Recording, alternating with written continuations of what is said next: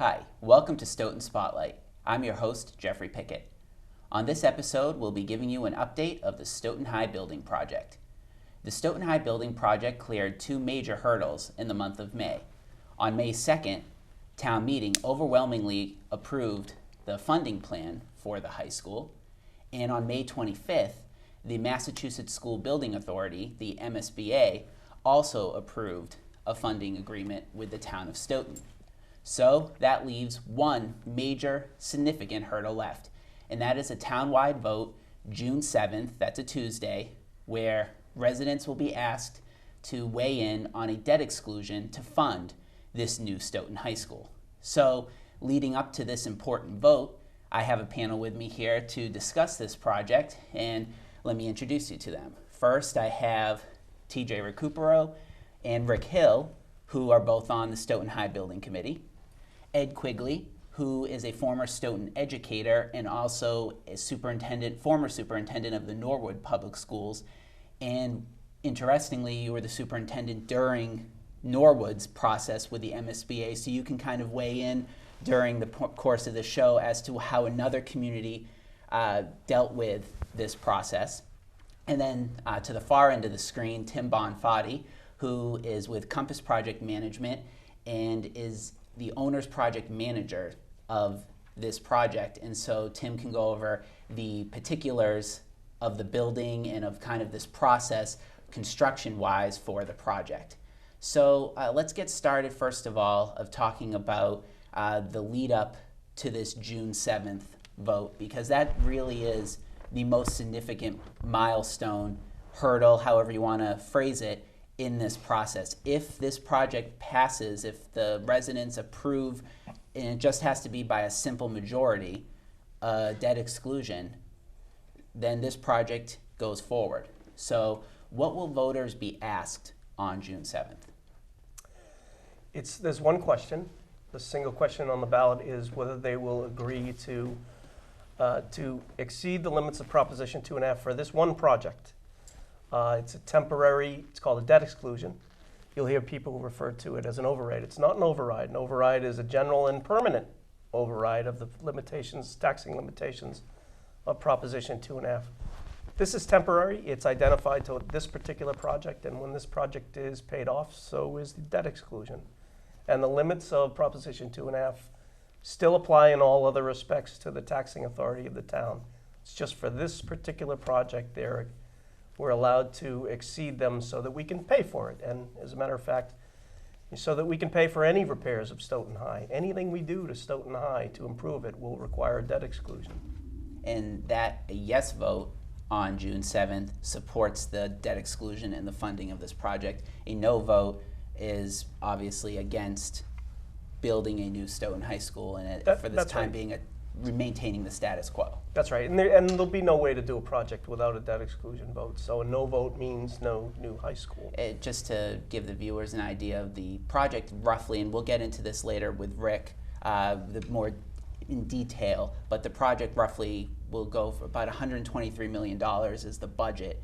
And at this point, the MSBA is going to be reimbursing the town roughly $52 million of that $123 million. So if the town went about this project on its own, it would have to fund all $123 million, as opposed to right now, the plan is for the town to be on the hook, so to speak, for $71 million. So before we get into the budget process, I'd just like to give viewers kind of a look at where the project looks right now, what the designs are, what this building will look like if the project is approved. So I know we have some slides. I'll let Tim get those up on screen, but just from a committee standpoint, talk to me a little bit about really what stands out about this project, either Rick or TJ. Rick. Well, for me, what impressed me from the start of my participation on the committee was the development of the education plan. Our principal had done a terrific job, Julie Miller, of developing this plan with teachers and input from a variety of folks, and put together a very comprehensive plan that was built around supporting a new high school. the school accomplishes all of those objectives. The feedback that I think TJ actually had received from the MSBA was that they're very impressed with our submittal for the education plan. So as you go through it and read about how we're going to be looking at education over the next 50 years, which is hopefully at least what we're going to get out of the life of the building and more than likely more, they've designed the space so that it's flexible enough to change with the changing needs of education. Who can define what education will look like 50 years from today? It's a pretty good question, but the way it has been built and the way our architectural firm has fit the concept to the education plan is probably the most impressive thing to me.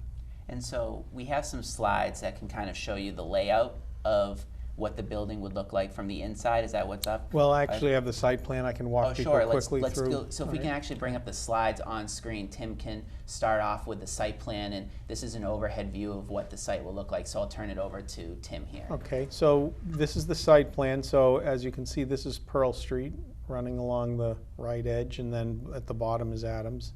So the new school is basically going to be located in what's currently the tennis courts and field area, ball field area that's there. This is where the proposed football field that you see here is. That's kind of the location roughly of the existing school. So for orientation, that's how the school will be located.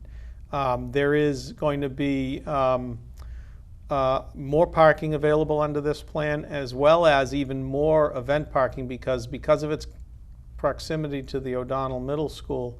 The O'Donnell Middle School parking lot now is a viable parking for overflow parking. So it has a lot of amenities that way. This is a football stadium that people will have a better view of as you drive down Pearl Street, what that would look like. And then there is a track, full-size MAAA regulation-size track, and a natural turf soccer field. And the football field is synthetic. The football field is synthetic, yeah. The first floor and the general organization of the school is such that on the lower half is what's called the public spaces. So there's the auditorium and then the gymnasium, which is, these are the lockers, but above that is the gymnasium, and then a commons area, which is a cafeteria that is actually an open air cafeteria. And it'll be available as pre-function space for the auditorium when there's a broader town event occurring. The academic wings of the building are these two pods in the top part of this image. They can be closed off security-wise by these doors. So that basic organization repeats itself on the second floor, where there's the upper gym auditorium and then the gymnasium, as I mentioned, and then the academic wings. Now, how much bigger is the gym than the current The current gym is 8,000 square feet. This gymnasium is 12,000 square feet. So it'll seat probably, when it's all with full bleachers and all, close to 1,000 people, plus standing room. So it's a significant improvement. It has a full game court, obviously, plus it has stations that allow for, actually, I think there are 3 teacher stations in this to allow for phys ed classes to occur. And what's the status of the auditorium? Because there was much discussion. I know that people go back and forth with what they've heard about that. And the auditorium is essentially, it has a first level and then, as I mentioned, a second level, which is this balcony. So it seats 750 students. The current auditorium seats 920, I believe. The MSBA has a very firm policy, which they've kind of affirmed over the last 6 months, that they limit the amount of auditorium space. Their theory there is that it's not as well utilized as other parts of the school, and that people can live within 750 seat maximum. So it's the largest auditorium you can build under the MSBA program, but it is limited in that sense. Now we can, by creatively sizing the seats are actually sized differently, probably squeeze that seating number up a little bit, but we haven't gotten into that level of planning yet. Now you have a few more images that kind of, I would say, realistic renderings of what the outside and even some of the inside spaces in the building are. So do you mind showing us? Quickly, I'll walk through those for you, sure. So this is the bird's eye view, if you're looking at it. This is the current high school I mentioned where the football field is. So this is what it would look like organized from a bird's eye view. This is how the look would be coming down Pearl Street and entering the school driveway. The stadium is here in the background, and as you can see, it's set sort of as like a bowl. It'll be the stands will be sort of set into the banking, because that is about 10 or 12 feet below the Pearl Street area. If those of you who are familiar with the current student parking lot know that it drops down there. This is the academic wing, so this would be a view from the soccer field, basically. This is the front door of the building, and we have another view that's a little closer. So this is the front door. So as I mentioned, this is in the front of it is sort of a patio gathering space, if you will. It's an attractive patio for when people drop off. This is where the parent drop-off would occur as well. The front door enters into a broad atrium-type space, which we have some views. So this is the main entry again, as I mentioned. And as you walk into this 2-story atrium space. Administration is the offices on the left. Going up the stairs, you would go into the gymnasium, or the second story of the auditorium. As you walk down further, this is walking down further. On the far end there is the bus drop-off, so there's another set of stairs to get to the second level. This is that open area commons that I mentioned, which is set up with a kind of a new or a current version of how cafeterias are, so it's as much a hangout space as well. It's a gathering space, and as you can see, it's a pleasant place that would also house pre-function and reception area for any event that occurs in the auditorium. And then the lower commons, again, this is coming in the other way, so you can see the commons on the left in this picture. And then this is the upper commons. So that on the right, that glass framed area is the library resource room, as we call it. But it's also allows you access at the upper parts of those buildings, as I mentioned. This is just I won't get into the phasing. Well, we can talk about phasing towards the end of the show. Yeah. Because I'd like to, at this point, I'd like to bring Ed in and talk about, building off a comment Rick made about the education plan. You have gone through as the Norwood superintendent during the MSBA process. Norwood has a new high school, and the impact it has from an educational standpoint. I'd be really interested to hear your take on that, where that community has already, I would say, is 5-6 years ahead of Stoughton in that regard with a new high school. Mm-hmm. The building starts with the educational plan, and I've had the opportunity to read Stoughton's plan, and it's an outstanding, well-done document. But that's the vision of what you want education to be in your community moving forward. So everything you see in the design of the building is to accomplish the community's vision of where they want to be from this point forward. What we found in Norwood was the process very similar to what happened here. The building's almost identical, originally built in the 20s, additions made in the 60s and 70s. As I like to say, our grandparents stepped up to build the original buildings, our parents stepped up to do all the additions, and now we're being called on to step up and build for our children and our grandchildren. The educational plan is coming to fruition now in Norwood. They see it happening. Perfect example, the STEM program, science, technology, engineering, manufacturing, is the Massachusetts finalist at MIT for a project that the students came up with, which you can read about online, in which they have designed a vehicle to solve a real-world problem of an excess of snow building up on flat-roof buildings. They were given $6,500 from MIT to build a life-size working model. And as I said, they've always had the dream of doing that. They now have the facility to actually build those things. It's not a club, it's an actual course at the high school that they can offer, and each year and more students. I read a quote the other day of a young lady who said, never gave engineering a thought until I took this class. I'm going to be an engineer when I get older. And that's what a new facility can do for you.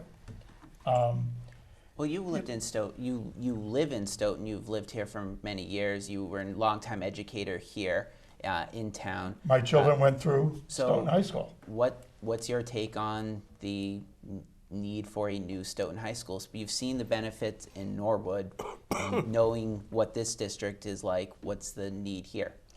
Well, I'd start off by saying two things. One, the community does have a vision of what a quality education is, and they have a staff in place that can do those things. The third piece is the facility, and the facility is not up to the task any longer. I mean, it's done a fine job for well over 80 some odd years, but it physically cannot meet the needs of a 21st century education. And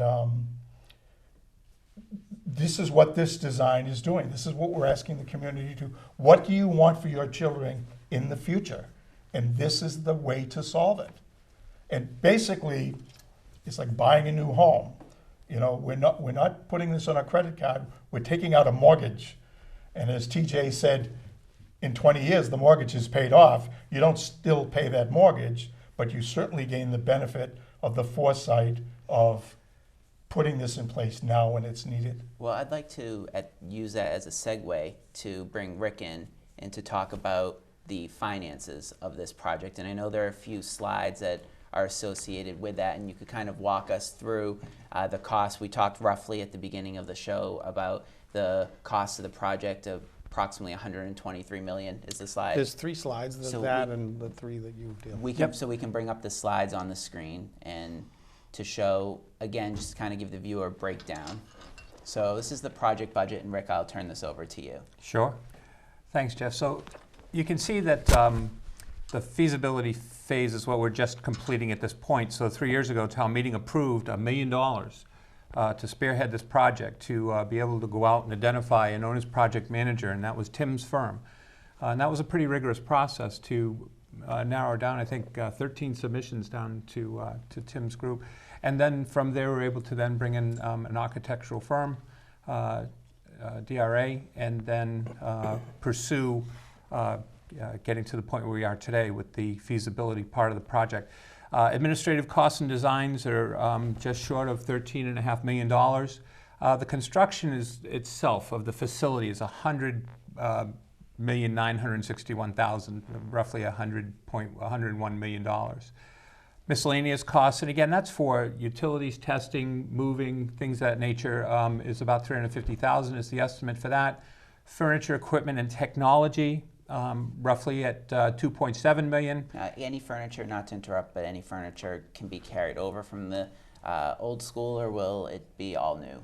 Anything that can be utilized, but for the most part, again, the price tag here is inclusive of everything. Mm-hmm. So there are no add-ons or tag-ons, but if there's equipment that can be reutilized, and we can make sure that we're in compliance with procurement laws and things of that nature, then certainly.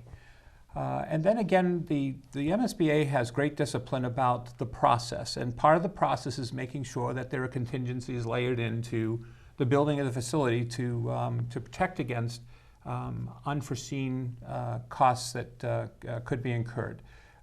So there's $5 million at this point built in contingencies for the project. So the total project budget's $123,540,000. Less the ineligible items of $37,400,000.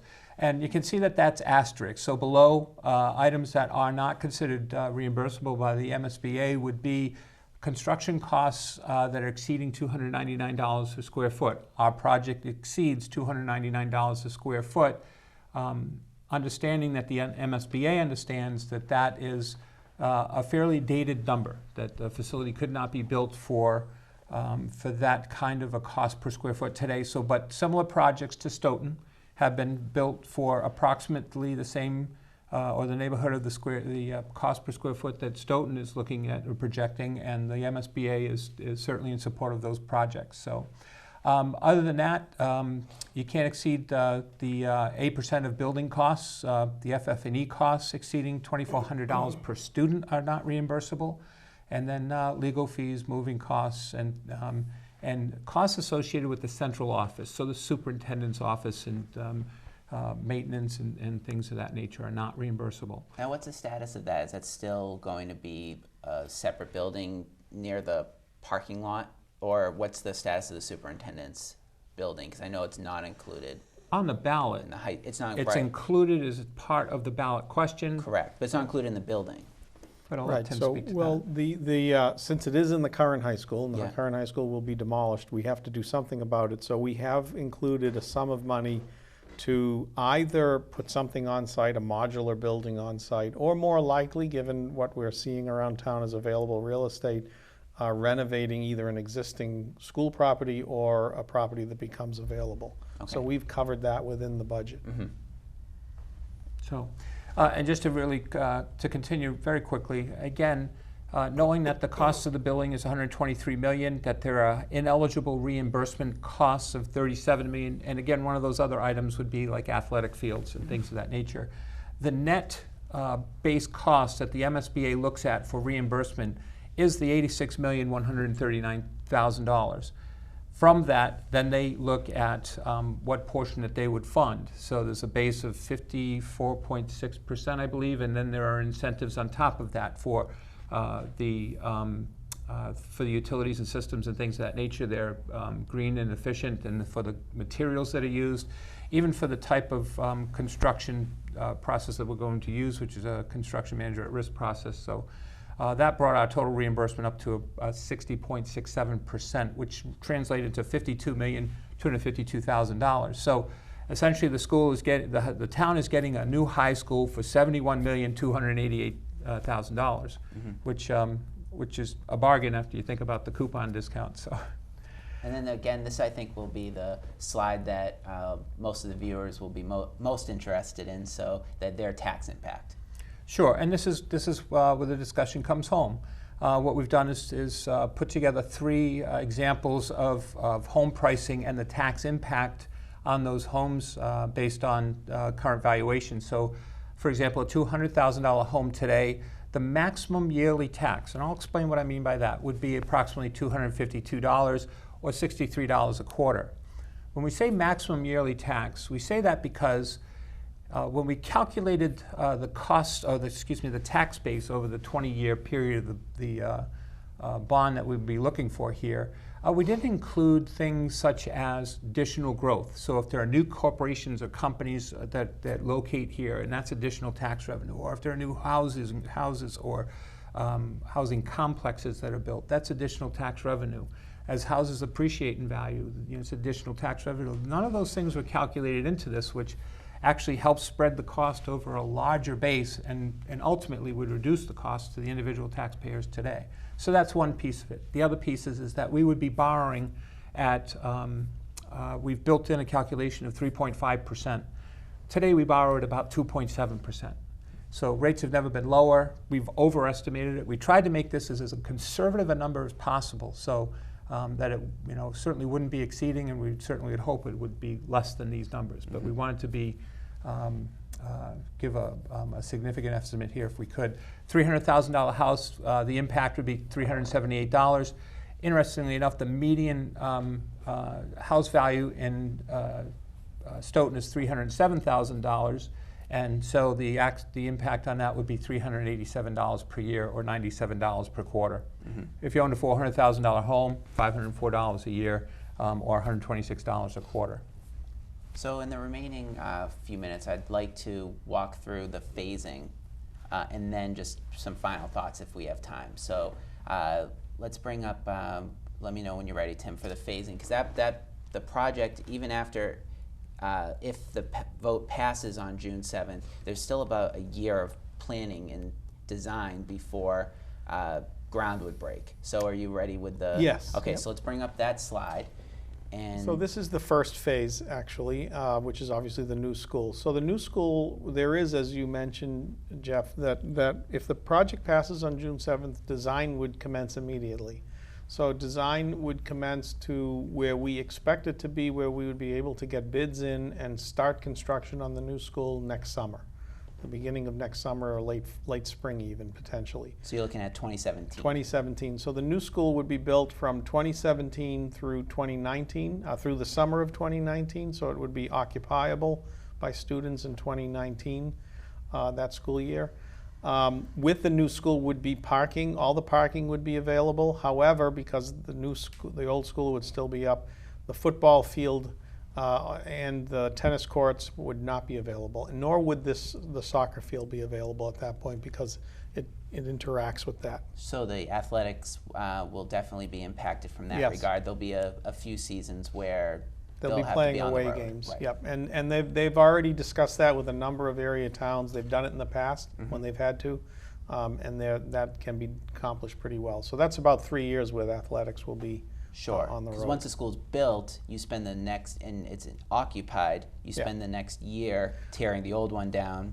Yes. So, yeah, I'm sorry. This is all right. actually phase one with the new school in place. So as Sure. you can see, the phases with the school being built, and then the new school is still in place, in the place of where the football field is. And then, yes, we spend the next year of it. So it's 2 years to build the school, 1 year to build the fields. So you're looking at 2019 of September, For the school school. can be occupied, and you're looking at the following September of 2020 For all the when fields. the fields would be ready, the old school would be down. Yes. So in this final minute, TJ, just final thoughts as to the significance and impact. Last message to residents before they would head to the polls on June 7th. Well, did you hear what Ed had to say about, the impact on Norwood and the kids and the contest? Magnificent what it will do inside the school and on that campus. But the reach beyond the limits of campus, I think, are just as significant and just as profound. You'll see property values increase. You'll see, I think, a new spirit in this town because we haven't done anything significant and big like this in my lifetime. And I think when people see what we can do with this building, that's a launching pad for all sorts of wonderful things. And I think it will be the first step in a great new age in the 21st century. That sounds so cliche, but I think it'll be a great new step in the 21st century for this town because a new school is the very heart of the community. And just what Ed talked about in Norwood, what they're seeing with their educational plan at play is that's just on campus. I'm almost as excited as to what it can do town-wide. Well, on that note, I want to thank TJ and Rick and Ed and Tim for joining me on this episode, and I want to thank the viewers for tuning in, and of course our behind-the-scenes staff here, Mike Hammond and CJ Mullen and Dave Young, for making the show possible. I'm Jeffrey Pickette. Thank you for tuning in, and remember, the debt exclusion vote is Tuesday, June 7th, and there will be a live election results show following that 8:30 p.m. on Tuesday, June 7th. You'll be able to find out how the town voted. Thanks again, and we will see you June 7th.